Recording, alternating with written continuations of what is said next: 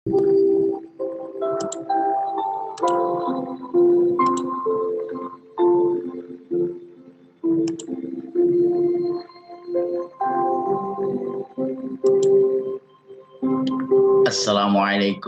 warahmatullahi wabarakatuh. Salam sejahtera bagi kita semua. Baik, saudara-saudara sekalian, berikut akan dijelaskan fisika mekanika untuk pokok bahasan sistem satuan dan besaran bagian yang pertama. Pertama yang akan kita bahas adalah tentang sistem satuan dan besaran. Sebagaimana kita ketahui bahwa besaran fisika itu dikelompokkan menjadi dua bagian. Yang pertama adalah berdasarkan jenis, kemudian yang kedua adalah berdasarkan macam. Nah, berdasarkan jenis, maka besaran fisika dibagi menjadi tiga bagian, yaitu yang pertama besaran pokok, yang kedua besaran tambahan, dan yang ketiga adalah besaran jabaran. Sedangkan berdasarkan macam, maka besaran fisika dikelompokkan menjadi dua, yaitu besaran skalar dan besaran vektor.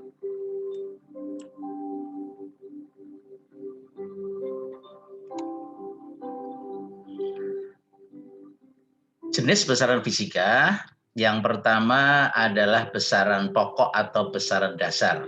Apa itu besaran pokok atau besaran dasar?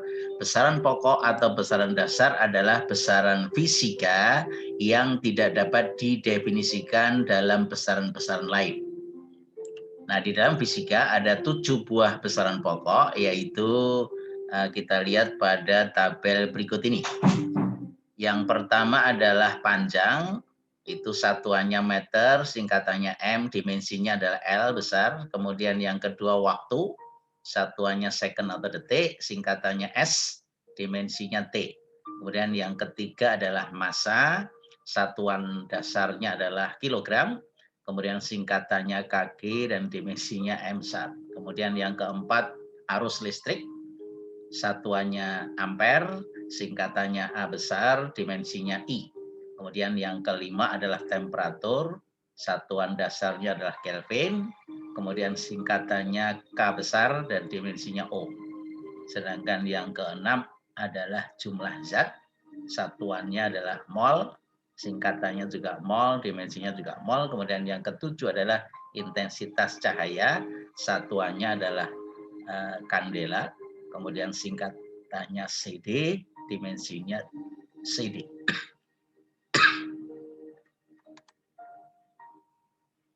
Nah, sedangkan jenis besaran fisika yang kedua adalah besaran tambahan. Apa itu besaran tambahan? Yaitu besaran fisika yang terkait dengan sudut. Dan besaran ini tidak memiliki dimensi, ada dua macam, yaitu ada sudut datar dan sudut ruang. Nah, yang pertama sudut datar, satuannya adalah radian, singkatannya rad. Ini tidak memiliki dimensi. Kemudian yang kedua adalah sudut ruang, satuannya adalah steradian yang disingkat SR.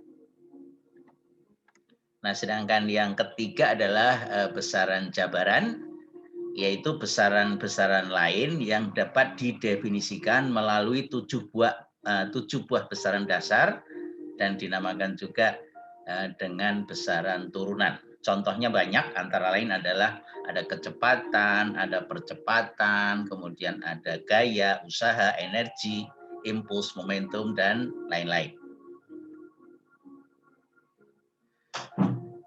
Nah, yang terkait dengan masalah sudut ini, itu yang pertama adalah satuan sudut itu bisa dinyatakan dengan degree atau derajat, yang biasa disingkat dengan DEG atau deg. Nah, itu kalau kita lihat satuan untuk sudut datar ini dalam degree, itu kalau satu kali lingkaran ini itu dibagi menjadi 360 bagian atau 360 derajat. Nah, kemudian yang kedua adalah kalau sudut datar ini dinyatakan dalam satuan radian yang singkat rad. Satu radian definisinya adalah sudut yang diapit oleh dua jari-jari, ini terlewat ya, sudut yang diapit oleh dua jari-jari di mana panjang busur depannya sama dengan jari-jarinya. Nah, satu kali melingkar itu dalam suatu lingkaran itu besar sudut dalam satuan radian adalah 2 pi radian. Itu dapat digambarkan seperti pada gambar berikut ini. Yaitu ini definisi satu radian tadi, kalau sudut yang dibentuk oleh dua jari-jari, kalau ini suatu lingkaran, maka busur di depannya ini kalau sama dengan jari-jarinya, maka sudut yang diapit oleh dua jari-jari ini adalah 1 radian. Nah, sehingga kalau keliling lingkaran itu sama dengan 2 pi r, maka sudut dalam radian adalah 2 pi r dibagi dengan r ya. Jadi sama dengan 2 pi radian. Nah, jadi satu radiannya ini kalau dinyatakan dalam derajat itu sama dengan 180 derajat dibagi dengan pi. Atau satu radian itu setara dengan 57,3 derajat. Nah, itu adalah relasi sudut dalam degree dan sudut dalam radian. Nah, konversi antara kedua besaran sudut dalam radian dan dalam derajat atau degree tadi, kita lihat pada gambar kiri atas ini. Jadi kalau misalnya satu kali melingkar itu sama dengan 360 derajat, itu setara dengan 2 pi radian. Jadi kalau kita ambil 1/4 bagian, itu sama dengan 1/4 dari 2 pi atau setengah pi itu sama dengan 90 derajat. Itu untuk 1/4 putaran. Kalau setengahnya berarti sama dengan pi atau 180 derajat.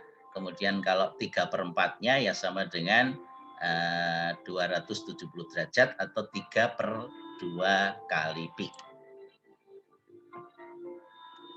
Nah, berikut adalah contoh bagaimana kita mengkonversi sudut dalam radian ke derajat atau sebaliknya ya, dari derajat ke radian. Misalnya kalau sudut dalam derajat 120 derajat ini dinyatakan dalam radian berapa? 30 derajat ini berapa dalam radian? 225 derajat ini sama dengan berapa dalam radian? Nah, relasinya tadi kalau 360 derajat itu sama dengan 2 pi, berarti kalau pi saja sama dengan 180 derajat. Nah, sehingga kalau 120 derajat kita nyatakan dalam radian itu dikalikan dengan pi dibagi dengan 180. Demikian juga yang 30 derajat berarti dikalikan pi per 180. 225 derajat dikalikan pi per 180. Itu cara konversi dari derajat ke radian. Nah, sehingga kalau kita hitung hasilnya menjadi seperti ini. 120 derajat sama dengan 2/3 pi radian. 30 derajat sama dengan 1/6 pi radian. Kemudian 225 derajat sama dengan 5/4 pi radian. Nah, ketika kita membahas masalah sudut, maka kita perlu memahami tentang definisi sudut dalam trigonometri, karena nanti juga akan dipakai dalam bahasan fisika tentu saja ya. Jadi ini untuk mengingatkan kembali sebenarnya kepada pemirsa sekalian, kalau kita punya segitiga siku-siku ABC, sudut siku-sikunya di titik B, ini dinamakan sisi samping, ini dinamakan sisi depan, ini dinamakan sisi miring. Nah, maka definisi dari sinus alfa atau sinus theta ini maksudnya itu sama dengan sisi yang di depan, itu berarti yang di sini dibagi dengan sisi miringnya atau BC dibagi dengan AC. Nah, sedangkan definisi dari kosinus adalah perbandingan sisi antara sisi samping ini atau dekat dengan sudut A dengan sisi miringnya, yaitu sama dengan AB dibagi dengan AC. Nah, sedangkan tangens theta atau tangens alfa itu adalah perbandingan antara sinus dengan kosinus atau perbandingan sisi di depannya dibagi dengan sisi yang berada di samping sudut. Nah, itu sama dengan BC dibagi dengan AC. Inilah definisi dari trigonometri, sudut sinus, kosinus, dan tangens yang nanti akan banyak kita pakai. Nah, kalau kita ketemu dengan segitiga istimewa yang sering kita jumpai, salah satunya adalah ada sudut 30 derajat, siku-siku, kemudian ini 60 derajat. maka perbandingan sisinya adalah yang paling pendek ini adalah sisi terpendek 1, sisi yang terpanjang sisi miring sama dengan 2, maka sisi yang sampingnya ini sama dengan akar 3. Nah, kemudian segitiga yang kedua istimewa adalah kalau sudutnya siku-siku ini 45 derajat sama kaki, maka kalau sisi pendeknya atau sisi tegaknya sama dengan 1 bagian, maka sisi miringnya itu sama dengan akar 2. Nah, sehingga dari pengertian ini, kalau kita menghitung sinus sudut istimewa, baik 30 derajat, 60 derajat, maupun 45, itu bisa dilihat seperti ini dari definisi yang di atas tadi, sinus 30 setengah, kosinus 30 setengah akar 3, tangen 30 sama dengan sepertiga akar 3, ya.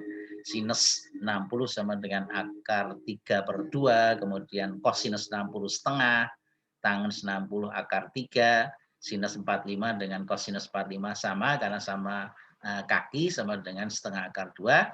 Kemudian sinus, maaf ini tangen semestinya ya. Tangen 45 derajat itu sama dengan 1. Nah, ini kalau ditabelkan ya. Nah, ini tabelnya silahkan dicermati lagi untuk memudahkan kita menghafal. Nanti ketemu kalau ketemu dengan segitiga siku-siku yang istimewa.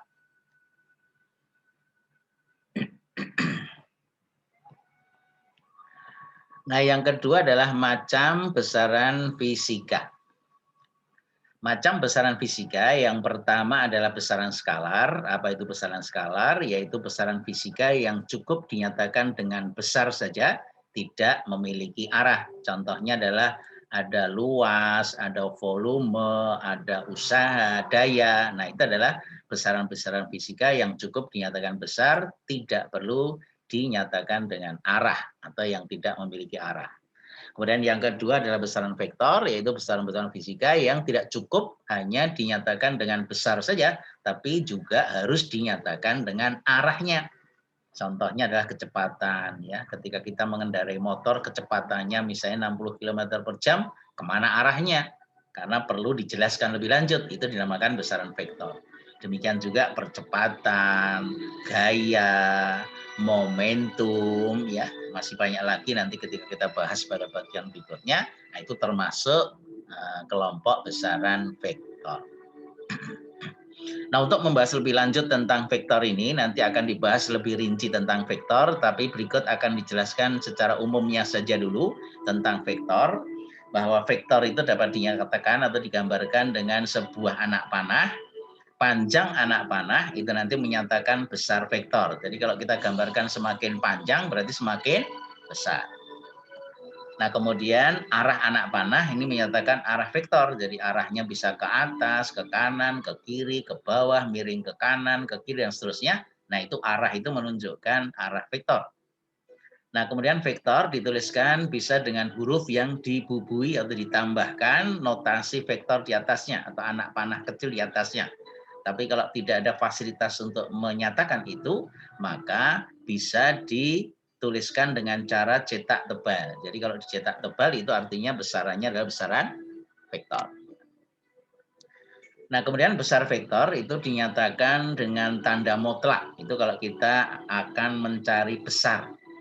Ya, itu dengan menggunakan tanda mutlak. Nah, itu adalah gambaran bagaimana kita menyatakan vektor dan pengertian vektor secara umum. Nah, yang kedua yang akan kita bahas adalah, kalau tadi yang pertama tentang besaran fisika, yang kedua adalah sistem satuan. Kenapa ini penting? Karena kalau besaran fisika tidak ada satuannya, nggak ada maknanya. Misalnya kita mengendarai motor dengan kecepatan 60 tanpa satuan apapun, ya kita nggak punya pengertian lebih jelas dari apa yang diterangkan tadi. Oleh karena itu perlu diikuti dengan satuan. Oleh karena itu jangan sampai lupa semua besaran fisika itu harus dituliskan satuannya. Nah, sistem satuan di dalam fisika dikelompokkan menjadi dua bagian. Yang pertama dinamakan sistem metrik, kemudian yang kedua dinamakan sistem British atau Inggris. Apa itu sistem metrik? Yaitu sistem satuan di mana konversi skala besar ke skala yang lebih kecil itu digunakan angka 10 sebagai kelipatannya. Tapi kalau sistem British atau Inggris dari skala besar ke skala yang lebih kecil itu tidak menggunakan angka 10 sebagai kelipatannya. Nah, untuk sistem satuan metrik dikelompokkan menjadi dua, yaitu metrik statis dan metrik dinamis. Nah, metrik dinamis ini seringkali kita sebut dengan SI, Satuan Internasional. Kemudian metrik statis sendiri dibagi menjadi dua, ada statis besar, ada statis kecil. Sedangkan dinamisnya juga dibagi menjadi dua bagian, yaitu dinamis besar dan dinamis kecil.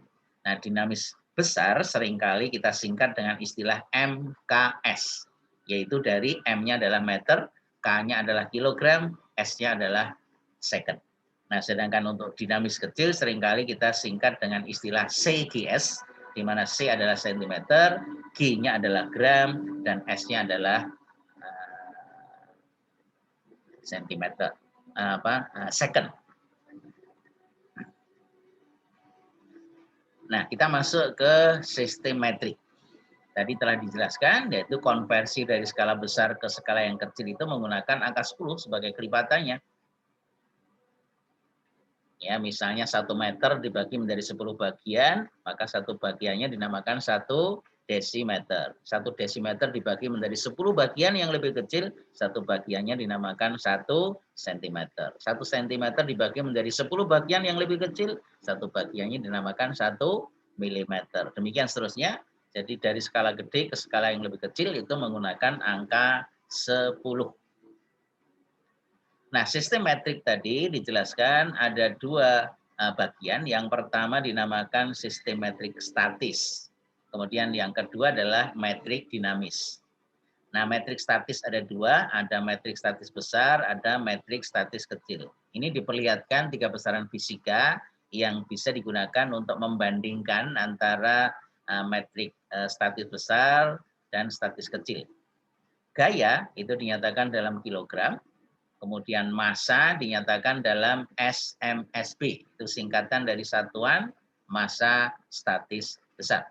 Sedangkan panjang dalam meter. Nah, sedangkan untuk metrik statis kecil, gaya dinyatakan dalam gram, kemudian massa dinyatakan dalam SMSK atau satuan massa statis kecil, kemudian panjang dinyatakan dalam sentimeter. Nah, sedangkan metrik dinamis atau satuan internasional atau sistem internasional itu dikelompokkan menjadi dua tadi, yaitu metrik dinamis besar dan dinamis kecil. Dinamis besar seringkali disingkat MKS, meter kilogram sekon, sedangkan metrik dinamis kecil disingkat CGS, sentimeter gram sekon. Nah, untuk bisa melihat perbandingan antara metrik statis dengan dinamis ini, itu akan lebih mudah kalau kita bandingkan dalam tabel berikut ini. Nah, ini adalah gambaran perbandingan antara metrik statis dengan metrik dinamis, masing-masing dibagi dua, baik statis maupun dinamis, yaitu untuk yang besar dan kecil. Nah, besaran yang kita bandingkan ada 3, yaitu panjang, massa, dan gaya. Kalau statis kecil itu dalam sentimeter, kemudian kalau statis besar dalam meter. Kalau massa dalam SMSK, kalau statis besar dalam SMSB. Kalau gaya satuannya dalam gram, kalau statis besar dalam kilogram. Tapi kalau untuk dinamis, baik kecil maupun besar, maka panjang itu dalam sentimeter, dinamis besar dalam meter. Kalau massa dalam gram, maka massa dalam kilogram untuk metrik dinamis besar. Sedangkan gaya untuk dinamis kecil adalah din, sedangkan dinamis besar adalah newton. Nah, yang seringkali kadang-kadang kita tertukar itu adalah kita cermati pada besaran gaya dengan massa. Kita lihat kalau untuk dinamis kecil itu massa dalam gram, sedangkan gaya dalam din. Tetapi kalau dalam statis kecil, maka gaya itu dalam gram, ya, gram gaya, sedangkan massa dalam SMSK. Nah, sepertinya gram di sini dengan gram ini itu sama, padahal ini beda ya. Kalau di sini adalah gram massa, kalau ini adalah gram gaya. Demikian juga untuk yang statis besar dengan dinamis besar. Kalau ini kilogram ini dengan kilogram ini sepertinya sama, padahal besaran fisikanya beda. Kilogram di sini pengertiannya adalah kilogram massa, kalau di sini adalah pengertiannya kilogram gaya. Nah, itu yang perlu kita cermati. Nah, kemudian yang kedua terkait dengan sistem satuan dan besaran, yaitu untuk satuan keteknikan atau Inggris atau British. Nah, ini hubungan antara skala besar dengan skala kecil itu tidak menggunakan angka 10 sebagai kelipatannya. Biasanya angkanya tidak angka bulat ya. Beberapa contoh diantaranya misalnya untuk panjang itu kita mengenal ada satuan kaki ya atau feet, kemudian yard, ada mile ya, mil itu adalah satuan untuk ukuran panjang. Sedangkan untuk gaya pound atau pound, sedangkan waktu sama yaitu detik atau second. Nah, kemudian seringkali kita juga jumpai besaran dalam British misalnya dalam dunia pelayaran. Kapal berlayar, satuan kecepatannya dalam knot. Apa itu knot? 1 knot itu setara dengan 1 mile laut per jam. Nah, kemudian daya misalnya, ya itu kalau dalam British itu salah satu contohnya adalah HP atau horsepower atau daya kuda. Nah, itu adalah besaran daya dalam keteknikan Inggris atau British. Baik, saudara sekalian, berikut akan diberikan beberapa contoh yang terkait dengan apa yang sudah kita bahas di atas. Contoh yang pertama, ketika menimbang beras di suatu pasar, satu karung beras mempunyai berat 200 kg ketika ditimbang. Yang ditanyakan adalah berapakah massa beras tersebut. Yang pertama kalau kita menggunakan sistem metrik statis, kemudian yang kedua kalau kita menggunakan metrik dinamis. Nah, ini adalah tabel untuk membandingkan supaya kita mudah untuk menjawab ya. Jadi yang pertama, kalau kita menyelesaikan untuk metrik statis, beratnya ini diketahui dalam 200 kg. Ya, ini gravitasi diambil 10. Nah, 200 kg ini artinya adalah kilogram gaya. Berarti kalau kita nyatakan dengan metrik statis, maka satuan kilogram gaya ini sebagai gaya, maka M massa sama dengan berat atau gaya berat dibagi dengan gravitasi. Jadi sama dengan 200 kg gaya atau sering disingkat KGF kilogram force dibagi dengan G-nya 10 meter per second kuadrat, ketemunya 20. Apa satuannya? Kita lihat di metrik statis. Lihat ke tabel di sini. Ya, untuk metrik statis, ya, metrik statis itu satuan dari massa adalah SMSB atau satuan massa statis besar. Nah, itu kalau kita jawab menggunakan metrik statis. Sedangkan kalau kita menggunakan metrik dinamis, kita lihat dari tabel, metrik dinamis berarti yang ini, maka satuan massa nanti harus kilogram, sedangkan gaya dalam newton. Nah, sehingga kalau diketahui berat beras satu karung tadi 200 kg gaya atau kilogram force, itu dijadikan newton dikalikan dengan gravitasi. Jadi sama dengan 200 kali 10 sama dengan 2000 newton. Nah, sehingga massanya berat dibagi dengan gravitasi, yaitu 2000 newton dibagi dengan gravitasinya 10 meter per second kuadrat, ketemunya 200 kg massa atau kilogram saja boleh. Nah, jadi massa dari beras tadi sama dengan 200 kg kalau dalam SI. Sedangkan kalau metrik statis 20, satuannya SMSB. Nah, contoh yang kedua ini kalau kita menggunakan metrik dinamis yang kecil ya. Jadi ketika menimbang di rumah sakit, seorang bayi lahir berat badannya 4.000 gram. Berapakah massa bayi tersebut? Yang pertama kalau menggunakan sistem metrik statis, yang kedua menggunakan metrik dinamis.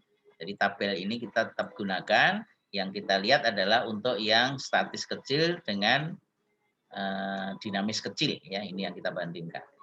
Nah, jadi kalau kita selesaikan gravitasinya, hati-hati gravitasi dalam satuan CGS ya atau statis kecil itu harus nyatakan dalam sentimeter per second kuadrat. Kalau tadi 10 meter per second kuadrat dijadikan sentimeter per second kuadrat dikalikan 100, maka gravitasinya sama dengan 1000.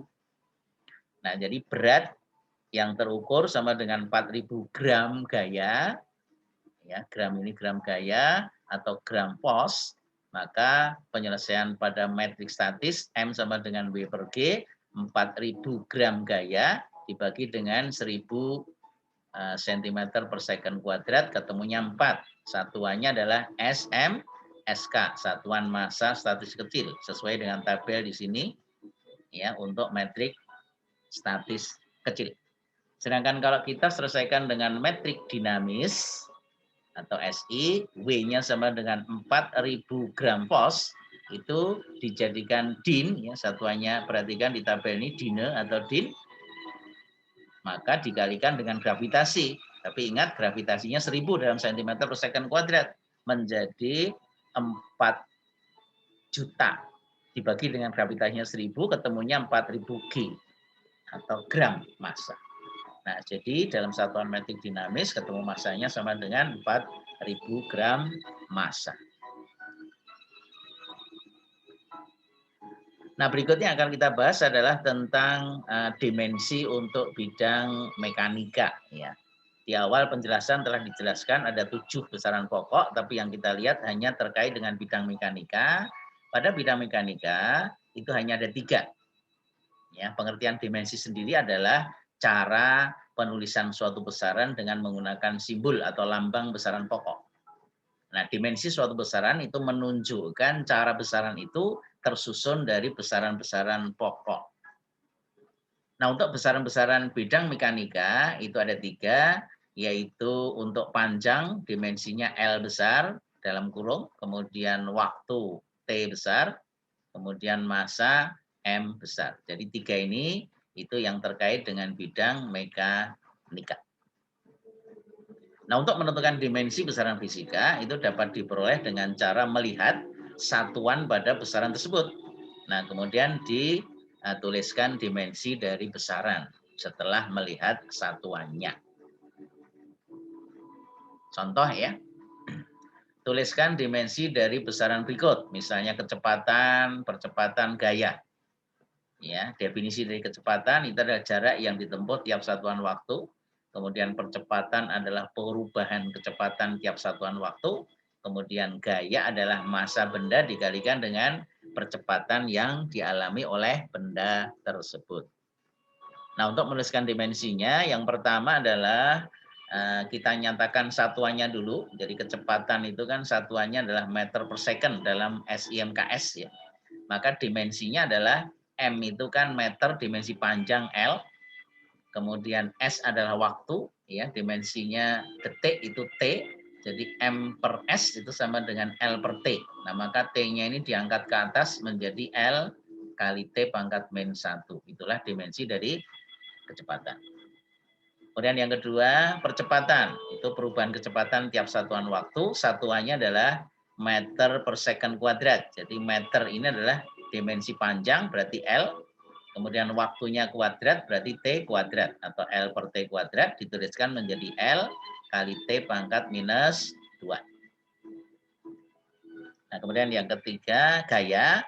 Itu satuan dalam SI-nya adalah Newton. Newton itu setara dengan kilogram meter per second karena second kuadrat ya, karena definisi gaya adalah massa dikalikan dengan percepatan. Percepatannya sudah yang ini dikalikan dengan massa berarti ditambah dengan M dimensi untuk massa. Jadi M kali L dibagi dengan T kuadrat atau M kali L T pangkat minus 2.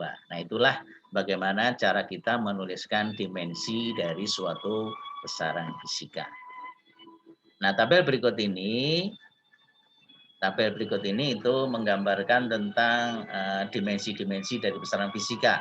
Luas, yaitu L kuadrat, volume, L pangkat 3, kecepatan tadi sudah LT-1, percepatan tadi sudah LT-2, ya. Massa jenis itu massa per volume, M, volumenya L pangkat min 3 dari sini, volume. Kemudian massa jenis itu sudah massa per volume. Kemudian gaya tadi sudah massa kali percepatan M kali L T pangkat minus 2. Kemudian tekanan. Tekanan itu gaya per luas. Gayanya dari sini dibagi dengan luas. Luas itu sama dengan L kuadrat. Jadi dibagi dengan L kuadrat menjadi M L min 1 T pangkat minus 2. Usaha itu sama dengan gaya kali jarak atau kali panjang. Gayanya sudah dapat dari sini, dikalikan dengan panjang L menjadi M L kuadrat T pangkat minus 2.